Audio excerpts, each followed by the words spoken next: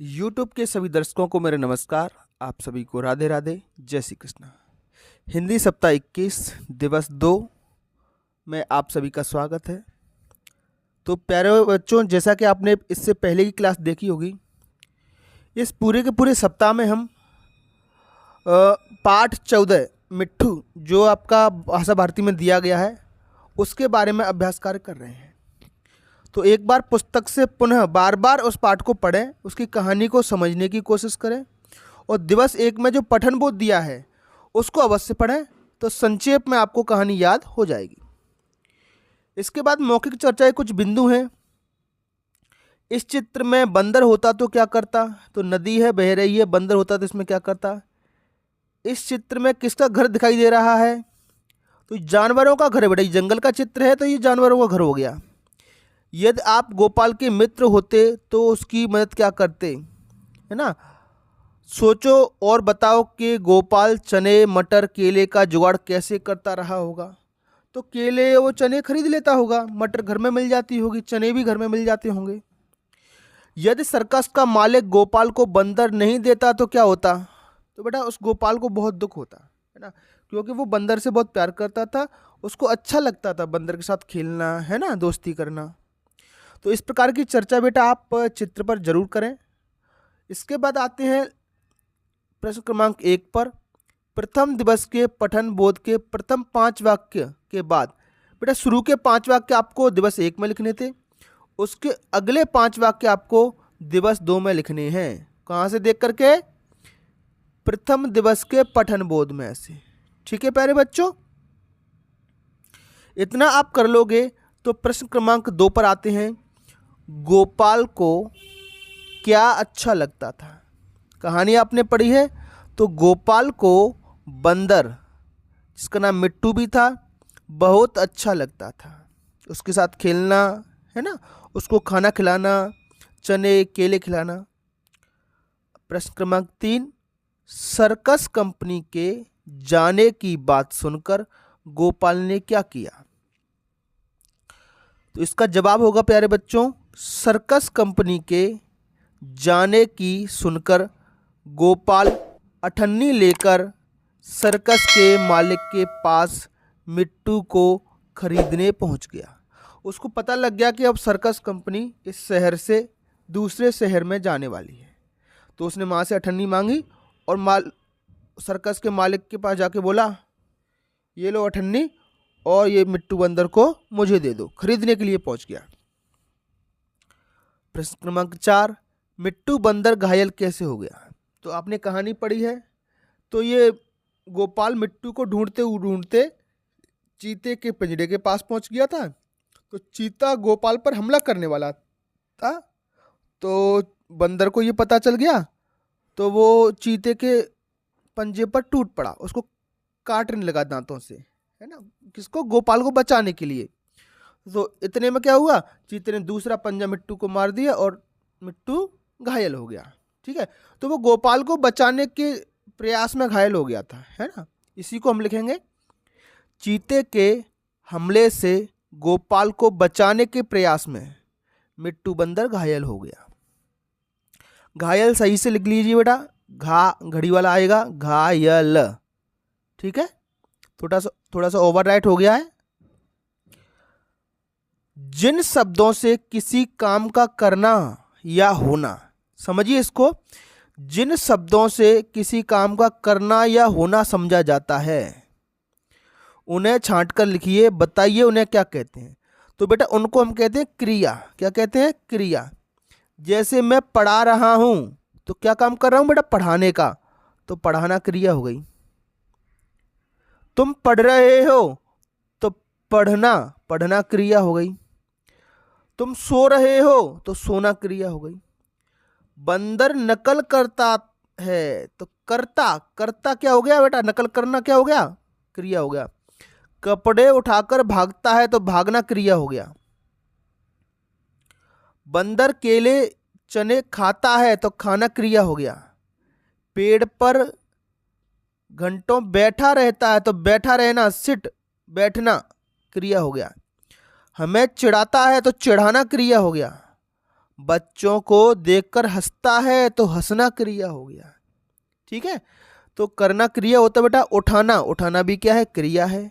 भागना भी क्रिया है बेटा, खाना भी क्रिया है, बैठना, चिढ़ाना, हंसना, ये सब क्या है बेटा, क्रिया है। समझ गए? तो इसको समझ लो, इसकी जरूरत आपको हिंदी में भी पड़ेगी, अंग्रेजी में भी पड़ेगी, संस्कृत में भी पड़ेगी, सभी विषयों में इसकी जरूरत पड़ती है क्रिया। जो काम आप करते हो सुबह से लेकर के शाम तक, सो करके उठते हो क्रिया है, ब्रश करते हो क्रिया है, नाश्ता करते हो क्रिया है, दूध पीते हो, चाय पीते हो क्रिया है। चाय पीना क्या है, क्रिया है। चलिए प्रश्न क्रमांक 2 पर आते हैं। निम्नलिखित शब्दों के बहुवचन लिखिए। बहुवचन, बहु माने ज्यादा, तो जो चीज एक से ज्यादा होती है, वो क्या कहलाती है बेटा, बहुवचन। तो अगर एक बंदर होगा तो उसको कहेंगे बंदर, एक से ज्यादा होंगे तो बंदरों। लड़का एक होगा तो लड़का कहेंगे, और एक से ज्यादा तो लड़कों, लड़के या लड़कों। जानवर, जानवरों। चीता, चीतों। ठीक। चलिए इसके बाद एक धारा प्रवाह पठन है प्यारे बच्चों, बहुत छोटा सा है और इसी कहानी पर आधारित है। एक दिन गोपाल ने सुना कि सर्कस कंपनी वहाँ से दूसरे शहर जा रही है। यह सुनकर उसे बड़ा रंज हुआ। रंज मतलब दुख, गम। ठीक है। वह रोता हुआ अपनी माँ के पास आया और बोला, अम्मा मुझे अठन्नी दे दो। अठन्नी मतलब 50 पैसे। मैं जाकर मिट्टू को खरीद लाऊं। वह न जाने कहाँ चला गया, फिर मैं उसे कैसे देखूंगा। ठीक है, कंपनी जा रही है तो वो मिट्टू बंदर न जाने कहाँ चला जाएगा, फिर मैं उसको देख नहीं पाऊंगा। यह भी मुझे न देखेगा तो रोएगा। उसने बोला कि मिट्टू मुझे नहीं देखेगा तो वो भी रोएगा। मौखिक प्रश्न है, गोपाल को किस बात का डर था? तो गोपाल को डर था मिट्टू के चले जाने का डर था। प्रश्न क्रमांक 1, आप सर्कस के बारे में क्या जानते हो? तो बेटा सर्कस टिकट लेकर के देखते हैं। सर्कस की फीस होती है बेटा आजकल 50 या 100 रुपये, जो भी टिकट हो सर्कस का, वो पहले हमें टिकट कटाना पड़ता है। ठीक। सर्कस में जानवरों के बहुत सारे करतब दिखाते हैं। बंदर ऊंचाइयों से कूदता है ना, बंदर साइकिल भी चलाता है, तोता बोलता है, गाने गाता है, हाथी भी क्या है साइकिल पे बैठ जाता है, स्टूल पे बैठ जाता है हाथी। तो इस तरीके से सर्कस में जानवरों के द्वारा करतब दिखाए जाते हैं। और सर्कस में नाच भी होता है, बंदर नाचते हैं, जानवर नाचते हैं, इंसान भी नाचते हैं।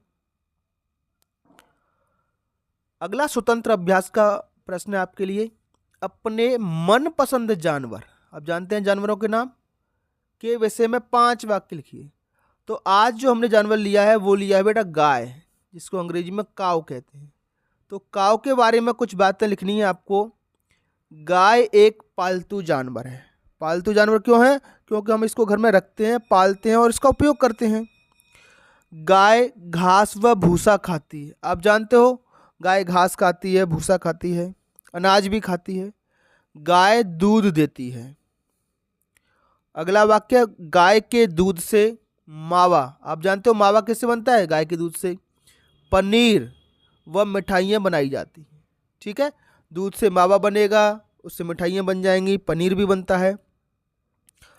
हम गाय की पूजा भी करते हैं। बेटा दिवाली के दिन गाय की पूजा की जाती है।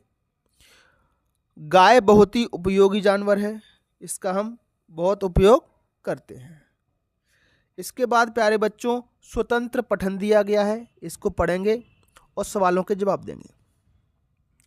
जब मैं छोटा था तब 5 पैसे, 10 पैसे, 20 पैसे, चवन्नी, देखो क्या कहते हैं इसको, 25 पैसे भी कहते हैं, और अठन्नी जिसको हम 50 पैसे कहते हैं, कोष्टक में लिखा है, के सिक्के चलते थे जब मैं छोटा था।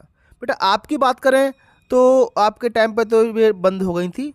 अगर मैं अपनी बात करूं, जैसे 1990 मान लो या 88 मान लो, 1990 के करीब, तो ये सिक्के, मेरा जन्म हुआ था तो इस वक्त इस प्रकार के सिक्के चलते थे, 5 पैसे, 10 पैसे, है ना। और उससे पहले 1970 तक हो सकता है और भी कम सिक्के चलते हो, आना 2 आना चलते थे, आना मतलब 1 पैसा 2 पैसे ऐसे चलते थे। ठीक है। मैं जब भी हट करता मेरी माँ मुझे 10 पैसे का एक सिक्का देती और कहती थी जा कुछ ले आना। और आज जब तुम हट करते हो तो कम से कम 5 रुपये 10 रुपये लेते हो, पहले 1 पैसा 2 पैसे। मैं खुश हो जाता था। उस समय 10 पैसे की 2 घिर्रियाँ आती थीं। मैं घिर्री को चाव से घुमाता और बाद में उन्हें खा जाता। घिर्री कई रंगों की होती है। मैं हमेशा हरे और नीले रंग की घिर्री लाता था। बेटा चक्री आती है जिसमें धागा बंधा होता है, आपने भी खरीदी होंगी। उसको पहले चलाओ, घुमाओ, मज़े करो, उसके साथ खेलो और जब खेल खेल के थक जाओ तो उसको खा जाओ। आपने घुमाकर खेलने के बाद खाने वाली घिर्री देखी होगी, उसका अब क्या मूल्य होगा? बेटा अब क्या दुकानों पे मिलती है आपको या उसकी क्या कीमत है? तो लगभग 15 से 20 रुपए की आती होगी। वो हो सकता है छोटी छोटी घिर्री 5-5 रुपए की भी आती हो ना। तो आप बताओ ना मुझे कमेंट बॉक्स में कि बेटा आपको घिर्री अभी भी मिलती है क्या, है ना। मिलती है तो आपके यहाँ कितने की मिल रही है? हाँ, घुमाकर खेलने वाली घिर्री से हम खेले हैं। अब उसकी कीमत लगभग 15-20 रुपये तक हो सकती है। अगला प्रश्न है, एक अठन्नी में कितने पैसे होते हैं? तो यहाँ पर बेटा इसमें लिखा हुआ है एक अठन्नी में 50 पैसे होते हैं, लिख देना बेटा, है ना। होते हैं, इस चित्र से दब गया है वो। और अब समय है प्यारे बच्चों आज के प्रश्न का। पिछली कक्षा में मैंने प्रश्न पूछा था कि उत्तर प्रदेश की राजधानी क्या है, तो बहुत से बच्चों ने उसका जवाब दिया था। उसका सही जवाब है उत्तर प्रदेश की राजधानी बेटा लखनऊ। क्या है? लखनऊ। याद रहेगा। तो जैसे बेटा हमारा उत्तर प्रदेश है, ऐसे पूरे के पूरे हमारे भारतवर्ष में कितने प्रदेश हैं? तो यही प्रश्न बेटा आज का। वर्तमान भारत देश में कुल कितने राज्य या प्रदेश हैं? तो आपको 4 ऑप्शन है, 30, 35, 28 और 40। अपना जवाब कमेंट बॉक्स में जरूर करें बेटा और चैनल को सब्सक्राइब करना ना भूलें। तो ठीक है बेटा, आपके कमेंट बॉक्स में आपके जवाब का मुझे इंतज़ार रहेगा। आज की वीडियो में इतना ही, फिर मिलेंगे अगली क्लास में। तब तक के लिए आपका दिन शुभ हो। Have a nice day and thank you.